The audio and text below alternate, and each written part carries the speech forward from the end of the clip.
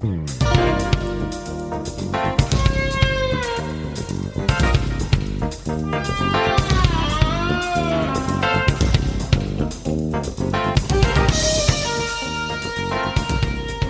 to the More Perfect Union, the podcast that offers real debate without the hate. This is part 2 of our ongoing conversation about Facebook and social media. We're back with Greg Matusak, Ward Anderson, and Linda Norrie. Hi, everybody. Hi, Kevin. It's been so long. It has been. Linda, I love your new outfit.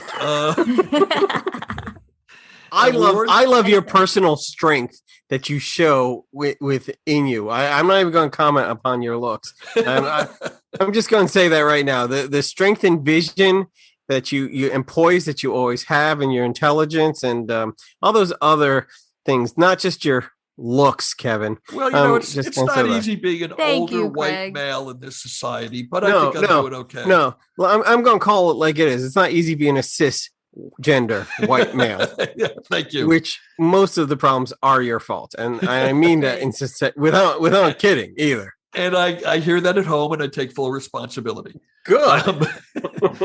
But we are continuing a conversation that we were having last time about the whole kerfuffle with Facebook and social media and some of the problems that have been identified in the media.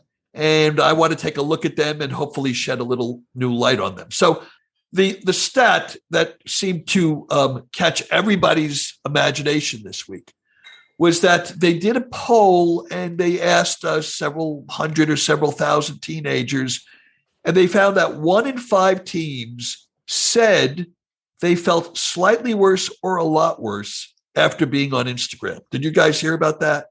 And Probably. This was used as a data point to attack Instagram and its parent company, Facebook, because 1 in 5 teens feel a lot worse or slightly worse after being on Instagram.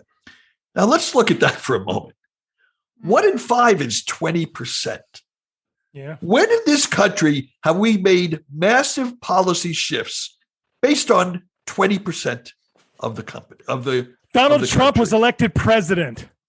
Yeah, well, that was a big policy shift, but at least he got 43%. So that's my no, he actually got 46% in 2016. I want to be factually accurate. Let's talk about statistics here for a second. So let's say they talk to 10,000 people, 10,000 youngins, as the kids say. Yeah, all right, Utes, as they say, Utes. Okay, 20% of 10,000. Someone do math for me. 2,000, right? 2,000 people, 2,000 young people felt bad. Okay. Now, that's not even on a national scale. Okay. Yeah, things should be changed when we're talking about numbers like that. Why? 20% is a huge number. No, I don't think it is. I don't think it is. And you know what? I'll bet you that 20% of adults would probably say the same thing. I go on Facebook for about 3 minutes and I already want to vomit. That's not bulimia. That's American politics. I bet it's more than 20% of total Facebook users, however. Okay, it might be, but then again, I want to go back to the but going back to it, even if it's an adults, Facebook does not have a moral responsibility like it does to children that it does to adults, right? I mean, there's a huge difference to how a company handles its relationship with children than it does with adults, and especially a huge legal responsibility.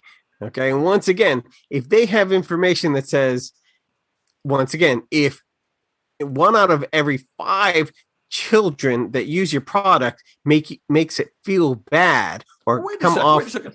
I'll bet you that 1 out of 5 people that eat at McDonald's feel worse afterwards. Okay. One, I agree. You keep saying that and we'll never get that McDonald's sponsorship. 2, that's probably not. I mean, throwing out numbers like that, maybe that's true. No, because if McDonald's had 1 out of 5 children not enjoy their experience, they would change something. 1 out of 5 is a huge number. Because Can I ask a question? Yeah. Hold on. You raised an interesting point there, Greg. I don't actually know.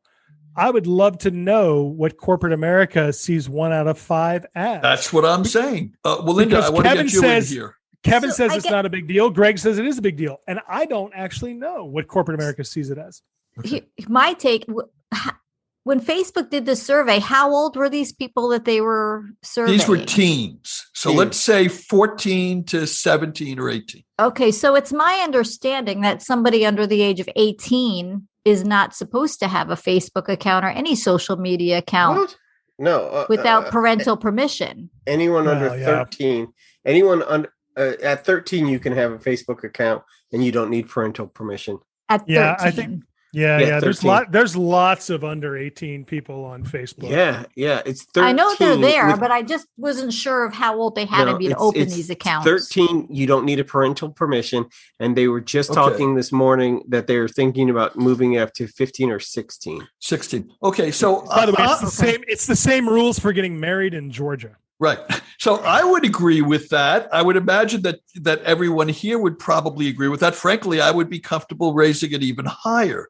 Or, make it that if you're under, let's say, 17 or 16, it's going to be a different age for different individuals, in terms of what they think it should be.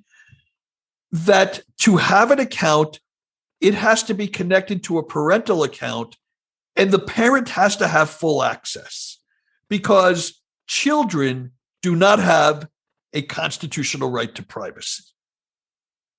Well, okay. That is I don't- true. That I don't think anyone's argued like that in 50 years about children's constitutional. In fact, the concept of, first of all, and this is kind of funny, but the term children's rights and kids' rights was a big buzzword in the early 2000s. You saw it a lot in education.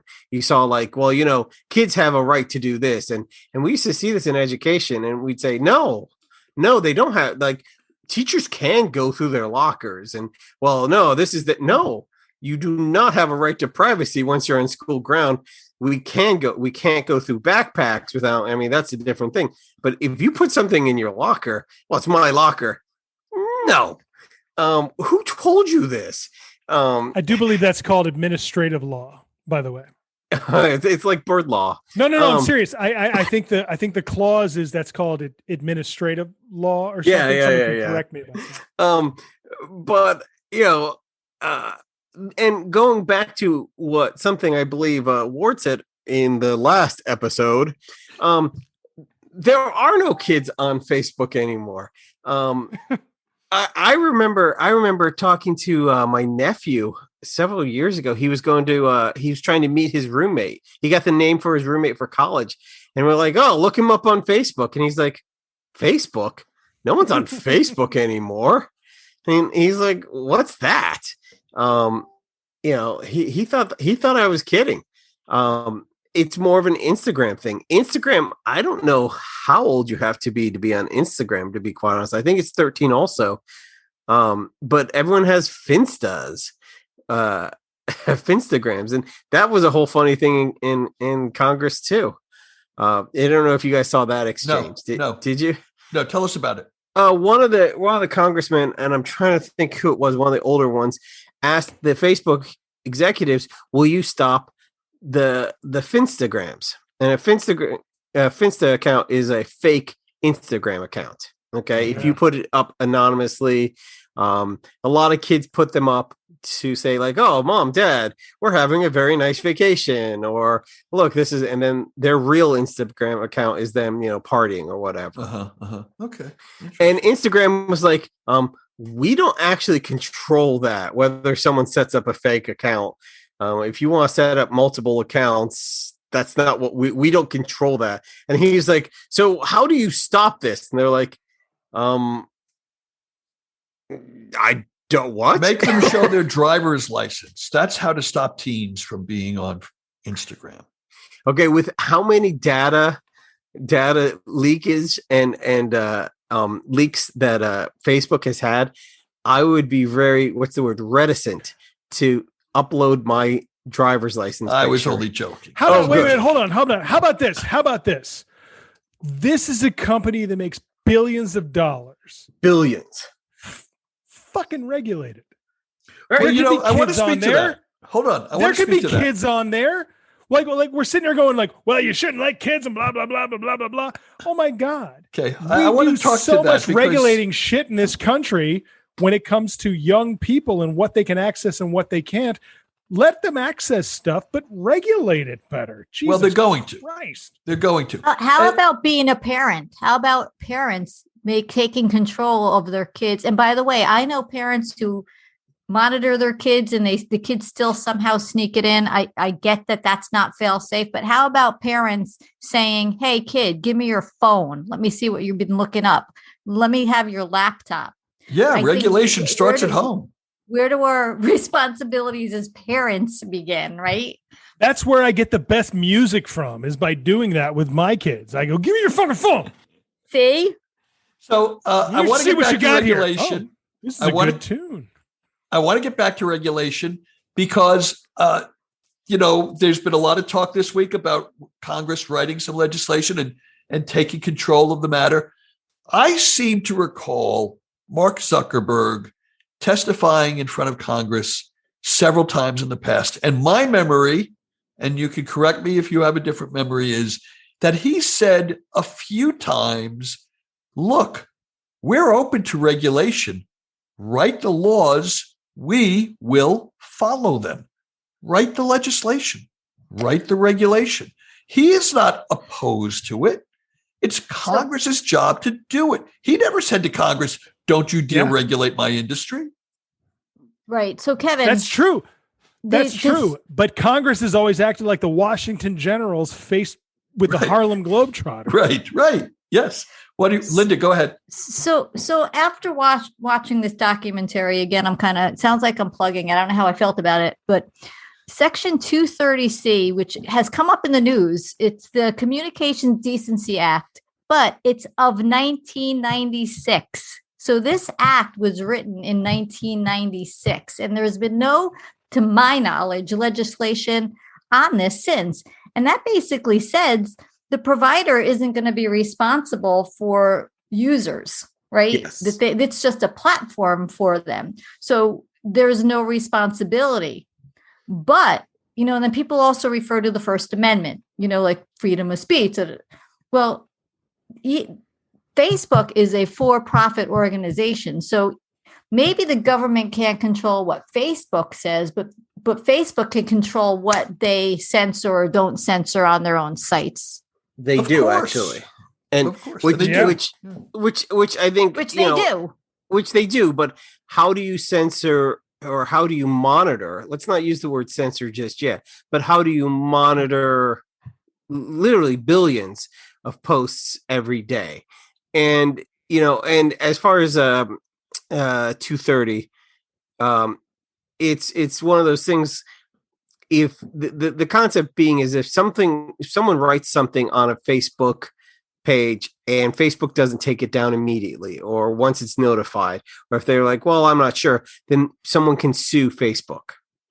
Okay. And that was the issue with Donald Trump kept bringing up, is that they're saying mean things about me. They're saying mean things about me on Twitter. So I want Twitter to take it down. And Twitter kept saying, well, it's freedom of expression. They technically haven't said anything, that violates our code of conduct. So no. And he said, fine, we're going to regulate you to where if you don't take it down, you get fined because this, we're going up there. The problem is that no congressman, no senator wants to be the person who says, oh, hi, I destroyed the internet for you. Yeah. I'm that guy. And Greg's right. It's one of the things this argument always comes down to. Facebook, Instagram, all these social media services want to argue that they're not journalist sites. They're not magazines. They're not newspapers. So they shouldn't be held to the same standards when it comes to slander and libel. So what I was going to say, Section 230C actually says that they cannot be sued. Right. So there was but that's what a lot of this fight is about, is people trying to make it where they can be sued. That's why Congress is always holding off on this, is people are always going, no, let's make it where they are liable for this kind of thing. So there's a case from the a Black female from American University became like the first Black female president of the class president.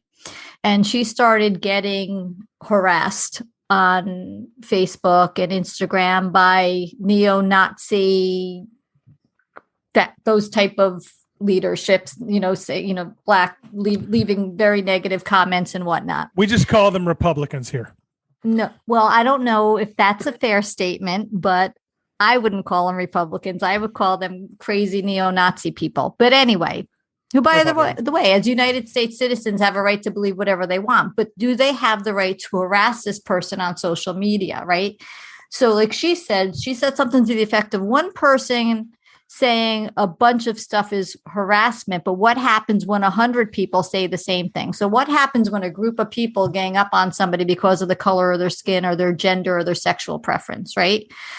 So she wound up taking it to court, and she did wind up suing individuals. She could not, under the Section 230C, sue Facebook or Instagram or any of these social media accounts, but she wound up being able to sue these individuals. Actually, though, she did sue a Nazi website called the Daily Stormer, which is kind of a how do I say this nicely? A Nazi Facebook, because they were coordinating. It's that popular. It was orchestrating an online harassment campaign against her, and then they would go to Facebook. So I wasn't sure if I was supposed to say that on the air, Daily Stormer or Nazis. Sure, yeah. No, that I said.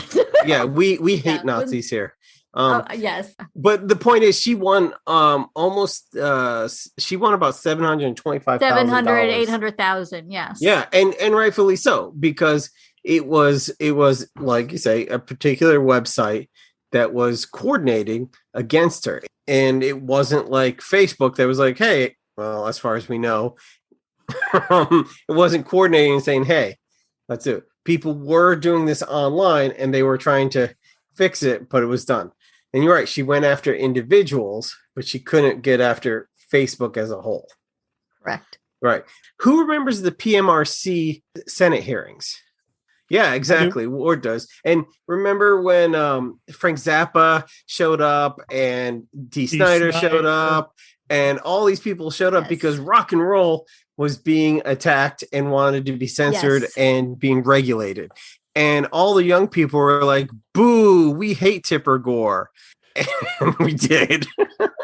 And now if you ask young people, what do you love most in this world? Most of them will say, Tipper Gore. They'll say Tipper Gore. I know, it's weird. It's weird how they flip now. They're like, okay, I love my social media. I love my YouTube. I guess my parents are in there somewhere.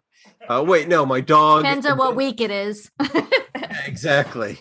But, and now if you have someone come out and say, oh, by the way, we're taking away teenager social media, Instagram, the Ward said it earlier, the one thing, my kids aren't on the Instagram, but they are on the, I can't remember what they're social. TikTok? No, Tumblr, Whisper, Live Me. But you know what? No. You know what no one's talking about, though? Discord. They love the Discord. No. Tipper Gore book is the thing that the kids are into nowadays, man. Tipper Gore book. I bet that'd be awesome. Now, I want to... Tipper Gore book. I'm going to... Hold on. I've got to go and register this with GoDaddy.com. Yeah.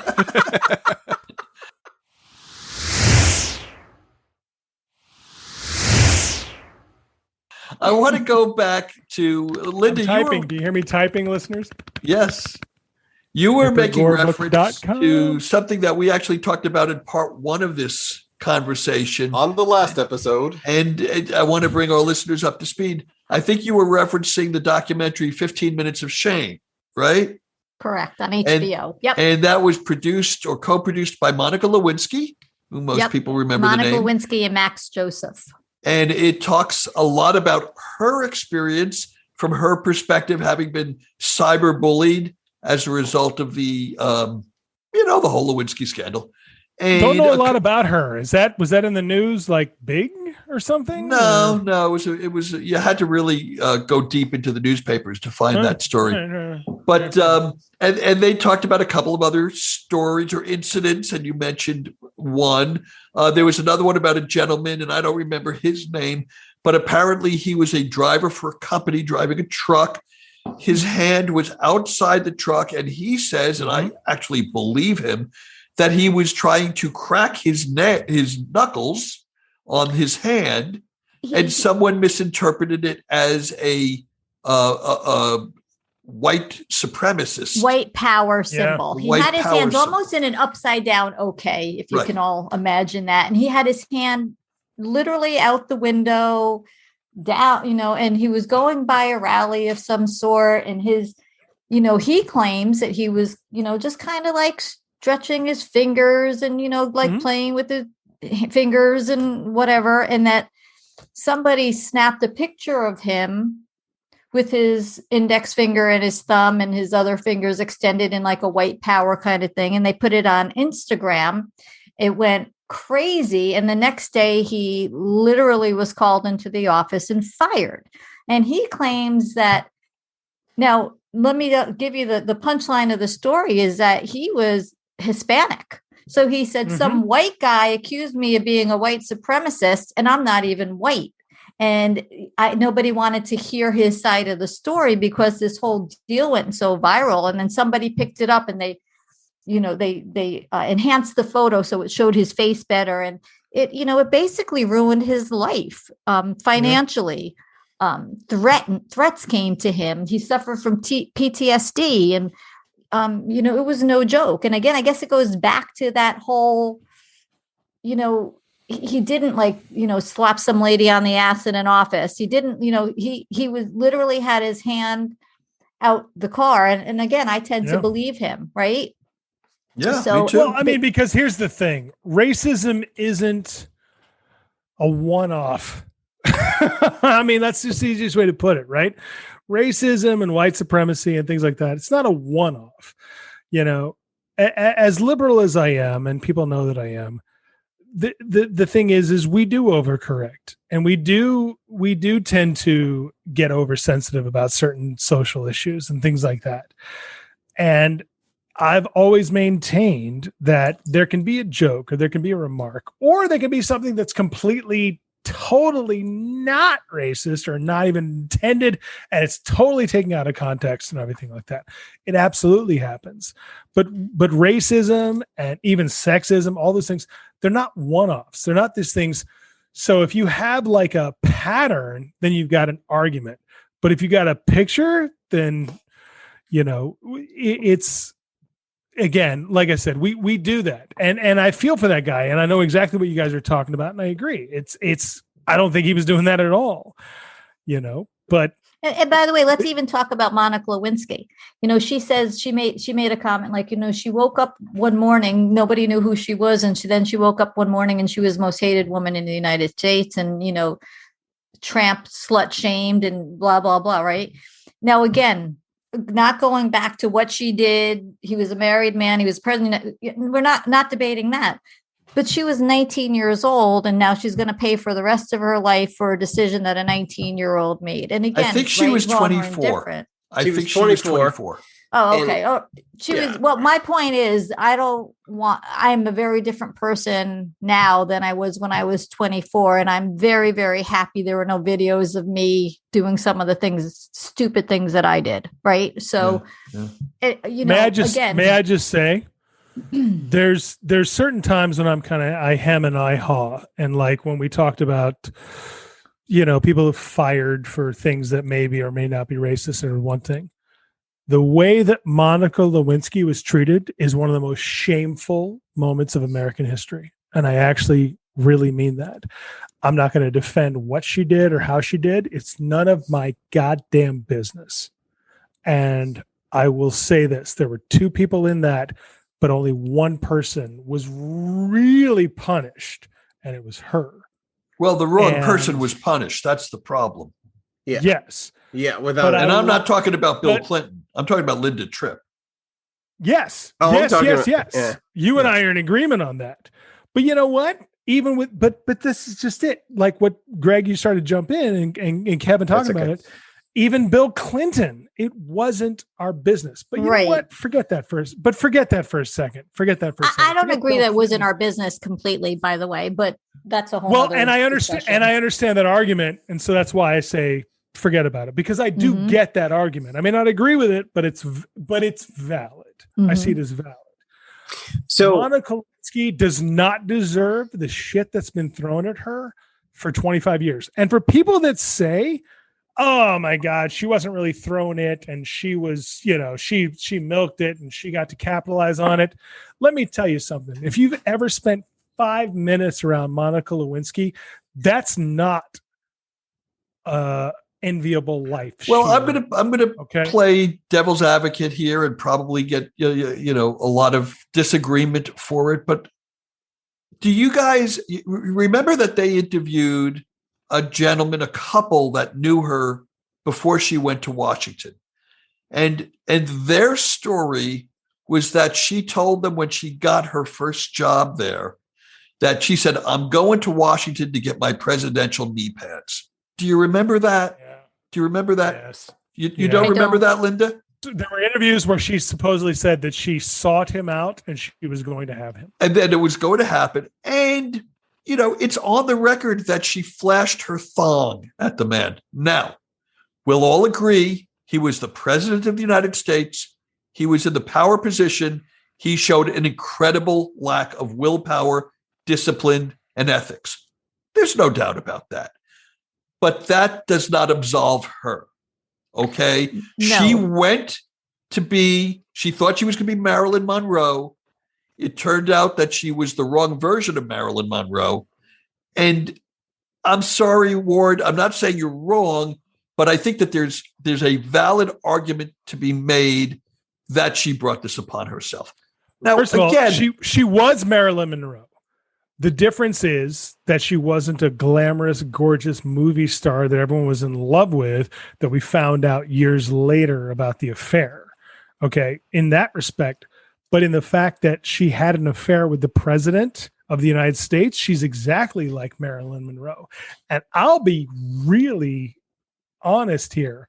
I think that if Monica Lewinsky had been someone as famous and glamorous and gorgeous and fantasized about as Marilyn Monroe, she wouldn't be getting all this shit right now.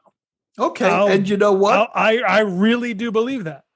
I'm not true. I don't believe that either, but I am going to say that if Marilyn Monroe's affair with JFK happened during social media time, he got caught in the act. There was DNA evidence on Marilyn Monroe's dress. It was all, that I think people would have a different look at Marilyn Monroe. She would have gone down in history a little bit differently if this happened in a time of social media. All right. Let me ask a question. We know it happened and we don't care now. Well, let me ask, what about the most recent presidential affair? Stormy Daniels. We all know it happened. Before he was president, but yes, okay. Yeah, okay, right. But when we say before he was president, where he was married, I mean, his wife had just had a child, I think like 4 months previously. Yeah. I think is the timeline. But the reason that it came up, pregnant at the time. I thought she was pregnant, but anyways, go ahead. No, she had just given birth. But the reason it came up was because they wanted her quiet during the election, so they were paying her a little bit more money, and so that's where the payouts came out. But it's not like she was this huge, like, hey, you're a homewrecker, you're a terrible person. Yep. I mean, it was just like Stormy Daniels had sex with Donald Trump, and Stormy Daniels was also, from what I understand, was a call girl, right? Was that a profession? Well, no, she was an adult movie actress. I don't know that there's any evidence that she was a call girl. Okay. Right. But she was paid for the exchange. Right. After the fact. After the fact. She was not paid for the exchange. She was paid to keep silent about the exchange. I thought, I'm sorry. So this is just my ignorance. I'm going to say it right now. I thought she was paid for the sex. And so if I'm wrong, I'm wrong. But I thought that it was actually I think Mr. Trump had a habit of making the lives of the women he was involved with very comfortable. Right. Well, I'm also going to say, I mean, everybody knows that he was having an affair with Marla Maples while he was still married to Ivana, right? Yes, yes. Right. And having an affair with his ultimate third wife when he was with Marla Maples. So yeah. Now for the record, what was his wife Ivana Trump? Ivana Trump, is that her name? Yeah. Yeah. Okay. He had the affair, but she broke a requirement of their prenuptial agreement. Which was? She turned 40. I knew there was a punchline. It's a pretty good one. And the other difference between Stormy Daniels and Monica Lewinsky is it didn't happen in the Oval Office.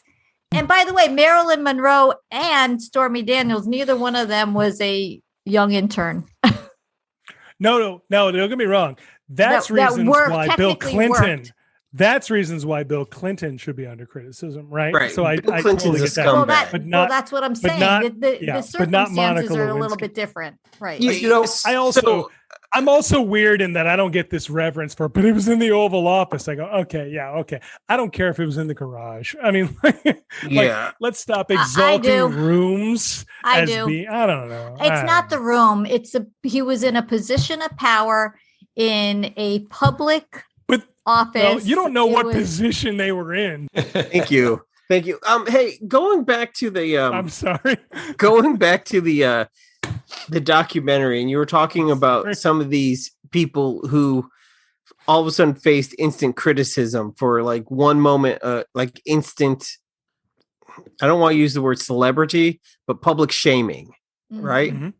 Like, and these were some things like, oh, this was all a misunderstanding and my life was ruined. But there were people that we've seen in the past 10, 15 years who did do bad things. Correct. Like, and they actually addressed that. Like, did they talk about like Justine Sacco? Do you guys remember that one? She was airplane?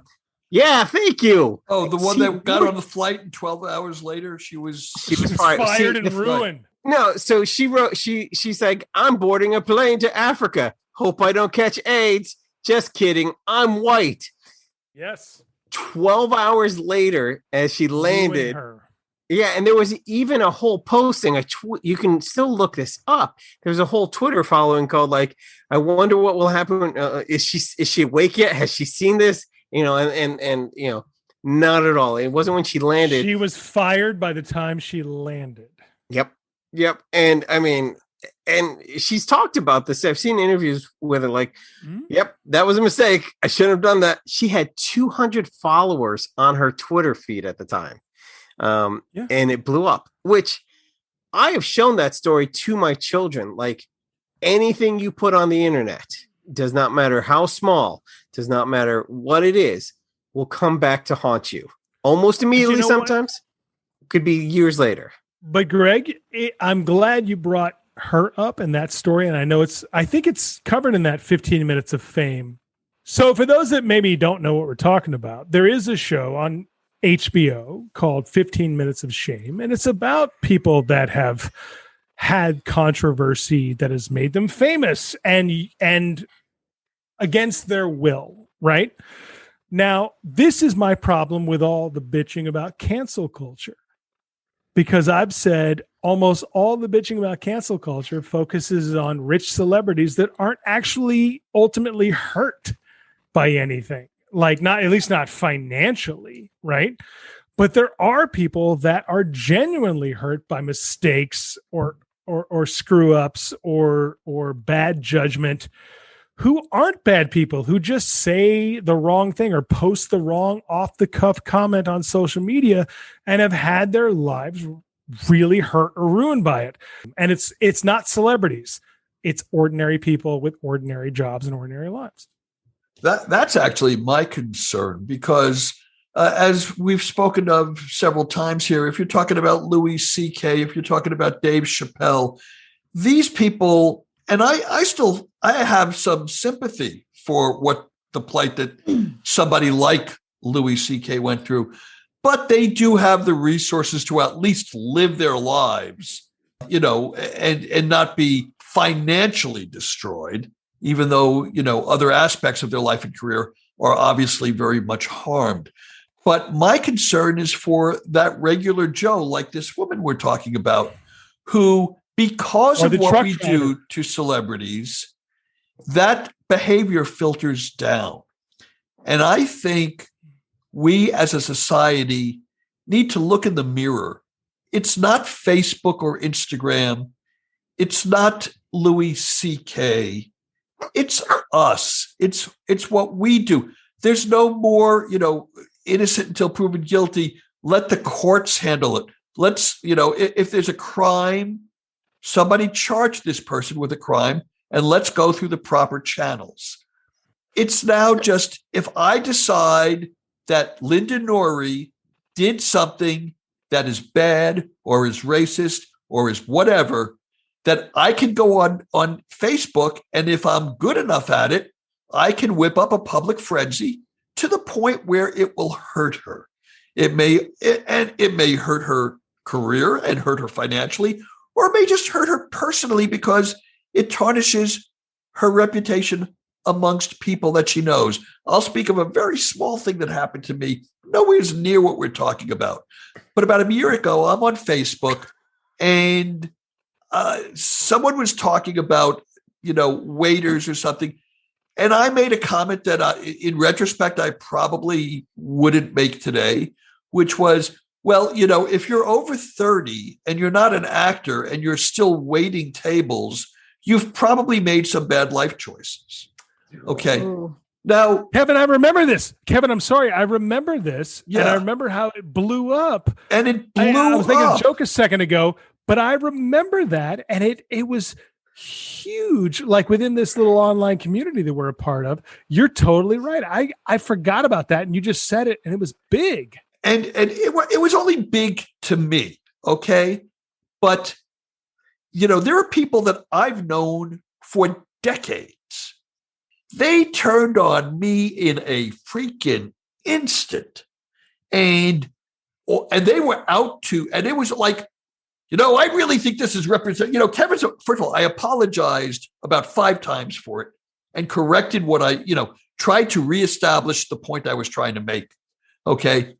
They went ballistic. No, I think it's indicative of who you are. And you think just because you're a big deal comedy writer, that anyone that doesn't have a job like you is not worthy of, I mean, it just got insane. Now, again, it didn't harm my life, but at the moment, you have friends of yours telling you you're a horrible person and I've never liked you. And it's like, yeah.